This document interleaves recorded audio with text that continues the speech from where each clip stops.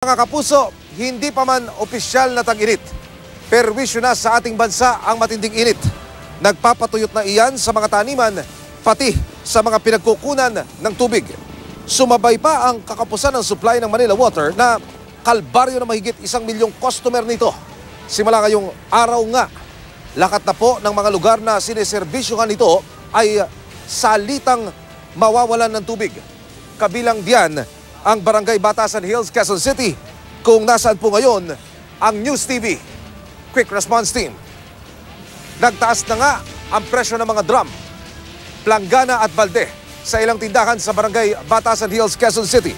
Mas mahal ng 30 hanggang 150 pesos ang bentahan, pero marami pa rin bumibili.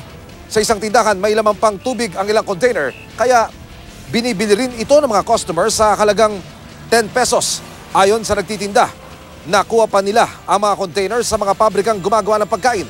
Mga food coloring, preservative o suka raw ang laman dati ng mga lalagyan, kaya ligtas lagyan ng tubig. Dapat lang daw ay banlawan ang mga ito ng maigi. Sa Barangay Piñaca naman, problemado ang ilang residente dahil wala silang tubig buong maghapon kahapon hanggang ngayon. Alauna hanggang alas 3 ng hapon, kahapon lang sila nagkatubig. Kaya paano raw sila mag-iipon para sa nakatakdang water service interruption simula alas 5 ng hapon ngayong Huwebes? Sinubukan po ng GMA News na kunin ang reaksyon dito ng Manila Water, pero hindi po sumasagot sa mga tawag at text ang head ng kanilang corporate communications na si Jeric Sevilla. Kanina mga kapuso, nagkaroon po tayo ng pagkakataon na maimbitahan dito sa ating live point ang isa sa mga bumibili dito po sa tindahan ng drum na nasa aking likuran. Siya po si Ginoong Julius Omar Lalas. Sir Julius, mga kapuso, siya po ay galing pa sa Antipolo, bumaba at bumiyahe patungo po dito sa Commonwealth Avenue sa Quezon City kung saan po kami naroon para magbakasakaling makabili pa siya ng drum. Sir Jerry, kayo ho ba ay umabot pa? Dahil kanina, itong bangketa mga kapuso ay punong-puno pa ho ng mga itinitinda drum, pero sa mga oras na ito, nag-iisa na lamang itong nasa aking likuran. Kayo ba ay umabot pa? Nakabili pa kayo ng drum, sir? Opo, nakaabot pa po ako. Katunayan nga po, nandito po sa likuran ko ang aking nabiling drum. At sa awa ng Diyos ay nakabili pa po ako. Oh, wala ho bang mabibilhan, sir, sa area po ng Antipolo, dyan po sa baba, Marikina, Pasig? Actually po, galing po ako ng Marcos Highway. Nagulat nga po ako kasi yung place na yun is talagang bilihan talaga siya ng mga drums. Pero kanina po, ang haba na ho ng pila nung mga sasakyan at mga bumibili. Actually po, kagabi pa lang mahaba na ang pila ngayon. Pila. Tapos kanina bumalik, sinubukan ko pong bumalik. Pero marami pa po talaga, kaya sabi ko, naisip kong maghanap-hanap at sa awa ng Diyos nakarating ako ng Commonwealth. At ngayon nga po, nakabili po ako ng isang drum. Sir Julius, last na po ito. Last na po, huling piraso na po ito. Sir Julius, kamusta naman ang presyo? Naku po, nagdoble po. Pero okay lang naman, at least kasi para sa pamilya po namin. Kasi we are 7 in the family and I have 3 kids and all are going to school. So kailangan po talaga araw-araw ang tubig Kulang po kasi yung mga naiipon namin na tubig sa balde-balde lang. So kailangan talaga ng malaking drum. Sir Julius, mari po namin malaman, saan po kayo sa Antipolo nakatira? At ayon sa Manila Water, yung water service interruption schedule ay ano daw po? Upper Antipolo ako sa Barangay Dalig, Gloria Heights. Ang schedule po ng ration po nila ng water is from 6 a.m. to 10 a.m. Nasunod naman po kanina, pero sa mga nakarang araw po, biglaan po kasi, kaya nabigla din po talaga kami. Okay, yung pong abiso na ito ng water service interruption ay agad bang naipagbigay alam sa inyo? Nalaman nyo ito kaagad sa pamamagitan po ng ano? Nalaman po namin sa advisory ng Manila Waters. Sa television po ito? Facebook sa radyo? Sa social media? Tapos sinare po ng Antipolo government at yun, sinare ko na rin po sa mga kaibigan ko po. Okay. At ang balita ko po parang 3 months pa daw po I don't know.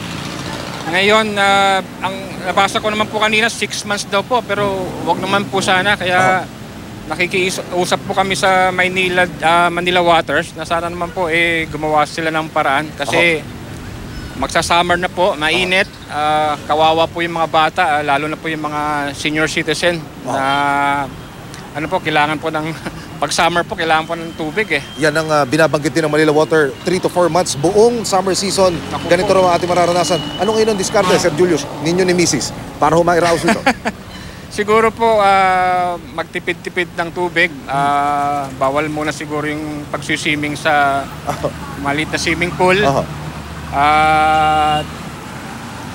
Yun nga po, magtitipid na lang po muna at kung pwedeng magsabay sa pagligo Yung pong lugar ninyo Pwede sa po Antipolo, mataas po yan. Ano? Mataas Kayo po. ho ba ay sanay sa water service interruption o mahinang pressure ng tubig o ito yung first time na makakaranas kayo ng ganito katagal na water service interruption? Hindi po, meron pong interruption. Okay. Pero this is more of parang yung pagpukumpuni Opo. Ngayon po parang hindi na po Hindi po kami sanay actually sa ganitong Kayo ho ba inararating nitong mga tanker na nagbibigay kahit papaano ng rasyon mula ko sa fire volunteer, BFP, local government units? Sa ngayon po, hindi pa umaabot sa lugar namin. Pero may nakikita na po akong mga water tankers sa mga hospitals. Sa amin pa po, hindi pa po umaabot sa mga bahay-bahay, wala pa po. At siguro po wala pa po akong alam, pero sa amin po, wala pa naman po. Sir Sa Julius, awa ng Diyos. mula po sa isang consumer, panawagan niyo po sa Manila Water, please. Manila Water, sana naman po gumawa po kayo ng paraan at para matugunan ng kakulangan sa tubig. Aside from pagkain po, tubig po ang susunod na pangangailangan. So sana naman po mapabilis at mapaayos at magkaroon ng pagbabago sa nararamdaman namin o naranasan natin ngayong water crisis. Hindi ko maitago, parang nagpapaniko yung ilan sa ating mga kababayan. Kayo anong pakiramdam niyo? Ayoko pong iparamdam pero ganoon na nga rin po. Pero sana naman po magawa nila ng paraan. Medyo naluluha pa ho kayo, Sir Julius. Dalawa na. Mga kapuso, siya po si Ginoong Julius Omar Lalas, residente po ng Antipolo, bumaba dito sa Quezon City para ho magbaka sakali makabili ng drum. Thank you sa oras ninyo. Kaugnay po niya na mga kapuso, patuloy pa rin natin kinukunan ng panig ang Manila Water sa mga naging panawagan po ng ilan sa ating nakapanayam. Kabilang na po si Sir Julius Omar Lalas. Samantala, limitado muna ang mga pasyenteng sumasailalim sa dialysis sa National Kidney and Transplant Institute sa Quezon City. Kaninang alas 11 ng umaga, nasa critical level ang supply ng tubig doon. Inuuna muna ang mga pasyenteng maluba ang lagay. Ilang pasyente rin ang dumaraan sa uri ng dialysis na imbes na tubig ay ibang klase ng likido ang ginagamit. Gumagawa na ng paraan ang NKTI para madagdagan ang kanilang supply ng tubig upang maibalik sa normal ang kanilang operasyon. Binawasan muna ang mga nakabukas na air cooling system na gumagamit ng tubig. Wala rin munang tubig sa ilang kwarto. Ayon kay Health Secretary Francisco Duque III, nangako ang Manila Water sa DOH na hahatiran ng tubig ang mga ospital na apektado ng water service interruption. Bukod sa NKTI, kasama diyan ang Rizal Medical Center, National Center for Mental Health, Philippine Children's Medical Center at Quirino Memorial Medical Center. 50% ng karaniwang konsumo ng tubig ang dadalhin ng Manila Water. Kasya naman daw iyan, pero kailangan pa ring magtipid. Mga kapuso, may problema man sa supply ng tubig o wala, mainam pa rin na maging wais sa pagkukonsumo ng tubig. Narito ang ilang QR tips.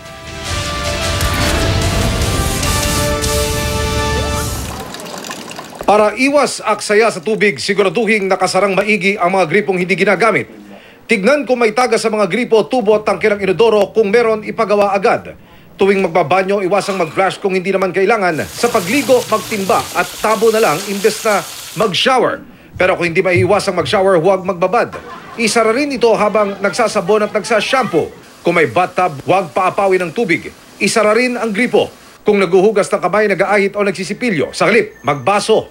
Sa mga labada, unahing ibabad ang mga pinakamaruming damit para madaling maalis ang dumi. Kung mano-manong maglalaba, gumamit ng planggana o batya na may tamang dami ng tubig. Huwag hayaang nakabukas ang gripo at umaapaw ang tubig mula sa batya. Kung gagamit ng washing machine, tiyaking marami ang lalaban at gumamit ng tamang dami ng detergent o sabon. Sa pagkain at pagluluto, tamang dami rin ng tubig ang gamitin. Laging ubusin ang inuming tubig. Kung may palalambuting karne, imbes na paladaanin sa tubig gripo, ilabas na lang sa ref ng maaga. Maghugas din ng prutas, gulay at maging mga pinagkainan sa planggana o lababong puno ng tubig. Saka nalang buksan ang gripo sa pagbabanlaw.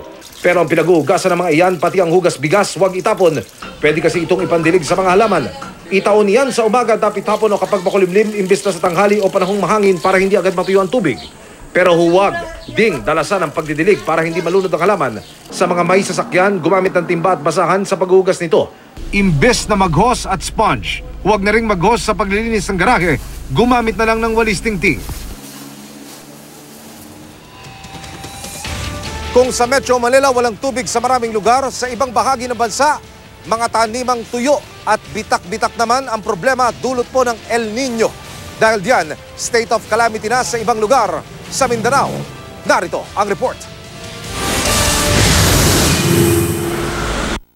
Dagok sa mga magsasaka sa lalawigan ng Cotabato ang matinding init dala ng El Nino. Tuyot ang mga lupain at namatay ang mga pananim. Mahigit 1 bilyong piso ang pinsala sa agrikultura. Kaya kung dati ay sa ilang bayan lang, ngayon buong lalawigan na ang nasa state of calamity. Malaking tulong yan para magamit na ayuda sa mga magsasaka ang calamity funds ng probinsya.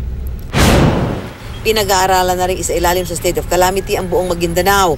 Sa ilang bayan pa lang ngayon, may deklarasyon gaya sa Pagalungan kung saan halos tuyo na ang isang lawa at sa mga bayan ng Dato Montawal at Sultan Sumagka. State of calamity na rin sa Pagadian, Zamboanga del Sur na dahil halos 3 buwan ang walang ulan, nagkabitak-bitak na ang lupa at tuyot din ang mga pananim. Tubig din ang problema ng mga taga-Maasim Sarangani dahil ilang buwan ng walang ulan, kumina ang supply ng tubig nila mula sa bundok. Sa Palawan, apektado ng El Nino ang halos 4,000 ektaryang bukirin sa Quezon, Española, Nara, Brooks Point, San Vicente, Taytay, Rizal at Bataraza. Pinaplano ng Kapitolyo kung paano tutulungan ang mahigit 2,000 magsasakang apektado. Kahit mga tanim na munggo sa San Fernando, La Union, natuyo dahil wala ring tubig mula sa kanal na pandirig. Ang mga gulay tabako naman sa Bintar, Ilocos Norte, hindi lang nalanta, pineste at inuud pa. So, anong ginagawa natin para masalba? Sir. Water pump? Opo. Pero hindi makuha yung tubig. Kasi kulang ng tubig. Sa Pidig, puspusan ang paggawa ng imbakan ng tubig o water impounding dam dahil bumababa ang level ng ilog doon. Natutuyo na rin ang mga damong kinakain ng mga hayop. Sa gitna ng naranasan tag-init, naapektado ang mga tanim at supply ng tubig, inihikayat ni Manila Archbishop Luis Antonio Cardinal Tagle ang mga Pilipino na magdasal para mabiyayaan ng ulan. Bago pa man ang hiling na yan ng simbahan, tila inambunan na ng grasya ang mga taga-Tugigaraw, Cagayan dahil sa mahinang ulan. Magdamag ding umulan sa Kasiguran, Aurora na ikinatuwa ng mga magsasaka. Susan Enriquez, GMA News.